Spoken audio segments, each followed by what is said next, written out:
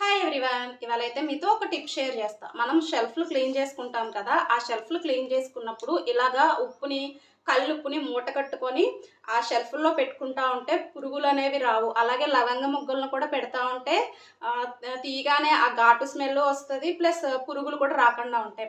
అలాగే ఇలాగ హిట్ ఇంకా ఎక్కువ ఏమైనా పురుగులు ఉన్నట్టు కానీ బొద్దింకలు లాంటివి ఉన్నట్టు ఉంటే ప్రతి మూల అయితే పెట్టండి. అలాగే పిల్లలు ఉన్న వాళ్ళు ఏంటంటే పైన పెట్టండి, కింద అయితే పిల్లలు పాకుతా ఉంటారు కదా, ముట్టుకుంటా ఉంటారు కాబట్టి పైన అయితే పెట్టడానికి అయితే ట్రై చేయండి.